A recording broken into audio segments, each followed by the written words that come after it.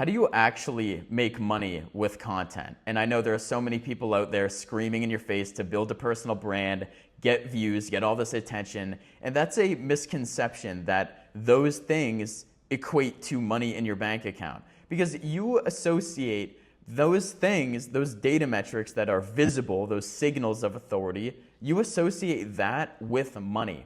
And it's because you were preconditioned to believe that. And so I sort of want to uncondition you in this video and sort of showcase and tell you what worked for me. That way you can like take the nuggets from that and apply it to your own journey.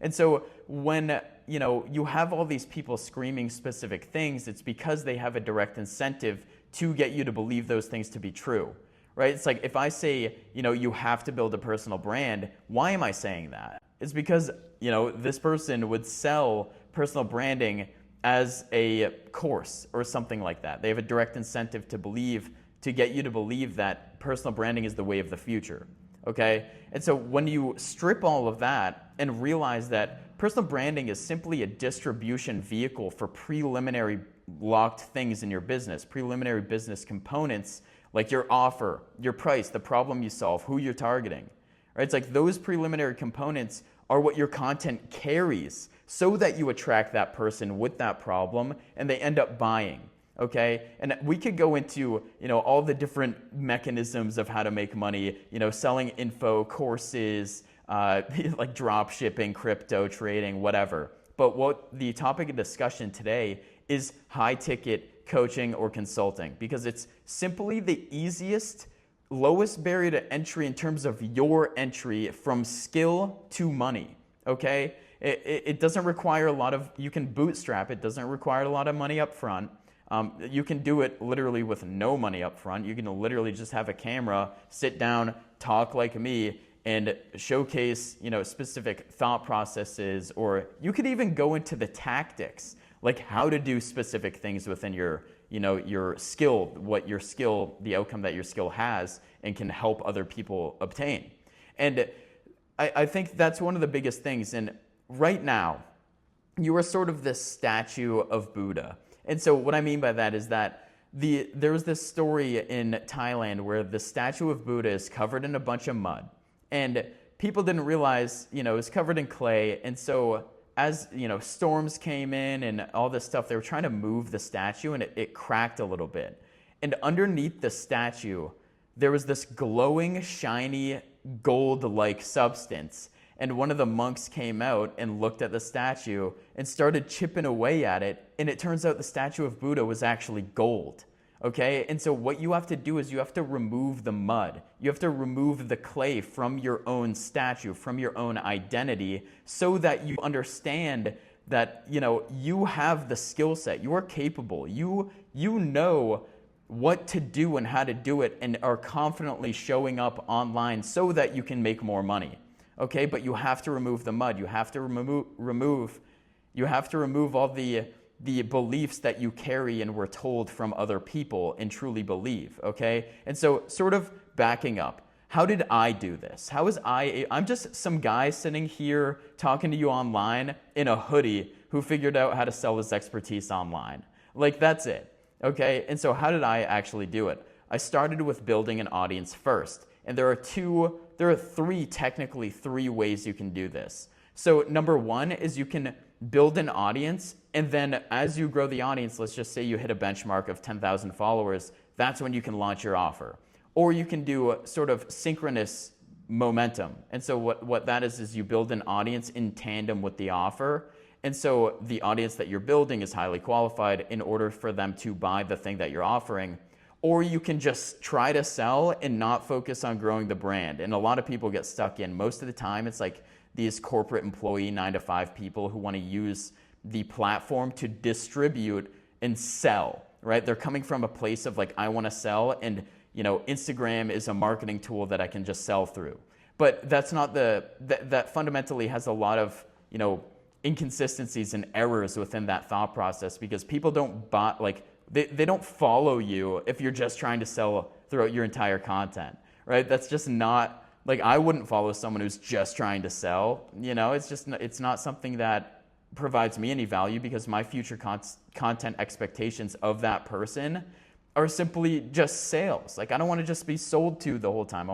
We're selfish by nature. We follow people because we want to know what's in it for me. What can they do for me? What insights and value can I get from that person? And when you shift from the sort of selling aspect to, I want to grow this in tandem, which is what I would recommend, that's when you can really get a lot of great unlocks. And in terms of my brand journey, like, I grew the audience first. I didn't really have this mindset of like, oh, I'm gonna help people online with their business and help grow their personal brand side, as well as launching, high ticket offers so they can make $25K per month or something. Like, I didn't have that in mind. And so when I was building my brand, I was sort of in this adjacent niche to selling online in terms of like the business aspect, right? It was the discipline, motivation, fitness, the productivity, the sort of the characteristics and attributes that an entrepreneur would have or carry. And the cool part about it was that I was able to build a bridge between that and my offer. And so a lot of people have this sort of error or this situation that they're in, which sucks because I was in it too, is where they built in an audience where that doesn't connect or relate to the offer that they want to sell and the skill set that they have, right? It's like, if you're skilled in social media marketing and you talk about, running all the time, like it's sort of hard to sell social media marketing as a mechanism. You have to find the bridge between the audience that you built from the running community to actually selling social media marketing, right? So what would that bridge be? And for me, that bridge was simply the productivity aspect as well as the content creation lane, right? Because think about it like the pool of people. You got to connect this like stream of water between the offer and the pool of people so that, it's going to be a small amount of people that come out of that pool, right? But you can still capitalize on it. And that's exactly what I did with my first offer, which was social media growth coaching, okay? And that's how I made my first $8,700 in a month. And I was able to, sort of have that bridge between the existing audience that I built and the offer that I had and the skill set that I accumulated from growing that audience. And so the key thing here is that you want to understand what audience that you're building, and I would go synchronous. I would sell in tandem to growing the audience. That way you can actually get case studies and testimonials and reuse that as proof to compound the overall audience trust lever. And so once you get the preliminary lock components, so you have your skill set, you have the problem you solve, you have the outcome, you have the person who you solve that for, that's when you can get really clear on how to create content that attracts that person. The content and growing an audience part is easy. It's fundamentally easy. People overcomplicate it because they want to create a gap between, where you are and where the desired outcome is so that they can sell you that bridge. Okay, and so that's why they want you to believe that content creation is hard or making money online is hard, is because they want to sell you the thing. They have a direct incentive to get you to believe those things. That's why they say it in their content all the time. And so I say that because you can simply be consistent with your content and then you iterate over the findings of what's working. Okay, and you have to make sure that you're measuring the working and define what's working or what success looks like by the right metric. Is it views? Is it DMs? Is it calls? Is it money in your bank account? Those are the metrics that you want to anchor and optimize for so that your content actually bears some results and it makes you more money. Because if you're measuring by views, who the hell cares if you're getting views if you're not making any money from it? It doesn't matter, right? And so when you measure the right things, that's when you get a lot of different unlocks. And it simply carries the preliminary lock components so that you can distribute that information and attract those people. And then they eventually DM you, they eventually book calls and you have conversations, you set the appointment, you close. Okay, but the biggest thing is the offer as well as the carrying mechanism, like how you're creating the content. How are you talking about it? What problems are you solving? Are you providing value or are you providing insights? And so once you remove the limiting beliefs that you carried or the, context of what other people are installing beliefs into you. You remove that. You look at the playing field. What do I need to make this work? I need an offer. I need something to sell. Like I have a skill set. I need to somehow package that skill set into an offer that sells to people who want to buy it with a desirable outcome. And then you use content as the distribution mechanism to deliver those things and make people want it. You're engineering desire and buyer movement so that you can make more money online. That's fundamentally how it works. That's sort of the scope in which I like to think about it. You just need the locked things, and then you build in tandem with the audience that you're growing. That way you're actually, accumulating a pool of buyers that are capable of buying the thing that you sell. But in terms of my own journey, it's like the productivity and the fitness and all that stuff, that content that I was creating, there was an inherent problem. I didn't have the bridge yet. And so it's like, how did I think about the bridge? And the way I want you to think about it is that you have this adjacent mechanism or thing that you can tie directly to your existing audience, to your offer. You have to figure out what that bridge is. For me, it was, content as the thing, or productivity, or making money, right? It was like helping my audience, the few people within the audience that actually wanted that outcome. It was bridging that gap between where they are and where they want to be, okay? And one of the most important things is, like, don't undervalue your skill set, because you need the confidence. They can sense when you're not confident in what you do.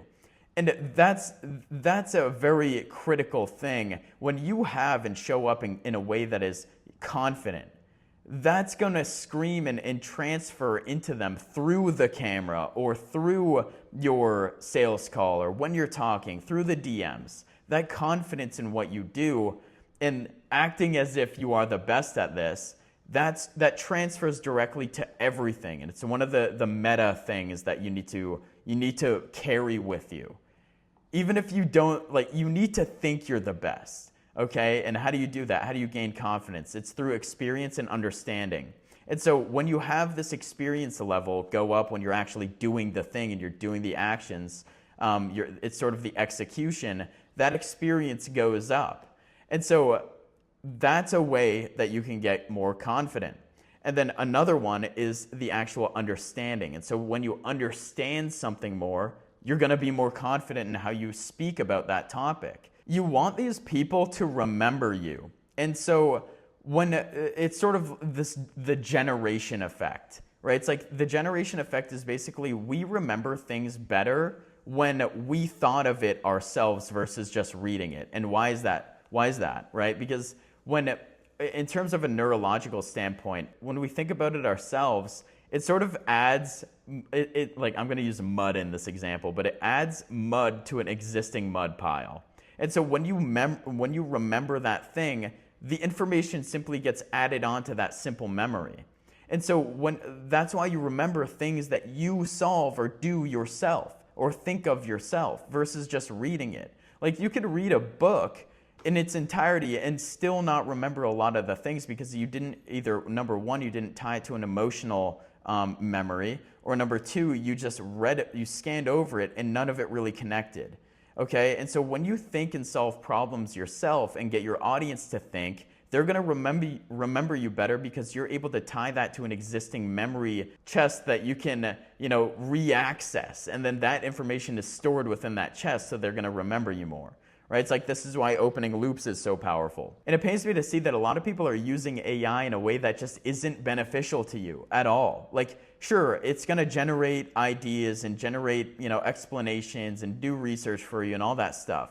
But you don't remember that stuff, because this is sort of the generation effect. You didn't think about it yourself. You're simply, the AI is doing the thinking for you. And so when a client asks you, like, let's just say you sign a client, and they ask you why this reel performed or why this thing works, and you basically used AI to do it, you're not going to know or have a good explanation as to why it worked fundamentally. Like, let's just say they asked you over a call and you didn't have AI next to you. You didn't understand why it works. But when you think about it and using the generation effect as a psychological principle or lever so that you can better understand these principles and deliver it to your clients, that's how you're going to make your fulfillment better, but you're also your understanding better. And you're just going to be perceived as more of an expert in what you do. And so, yeah, I mean, these little things that we talk about, these psychological tricks and buyer movement and like engineering buyer movement and behavior, and figuring out like what are the preliminary log components that we need in order to use the distribution vehicle to its best advantage while also staying unique in our thoughts and organic within our thought process. All of that is so important. So hopefully you like this video. I'll see you in the next one.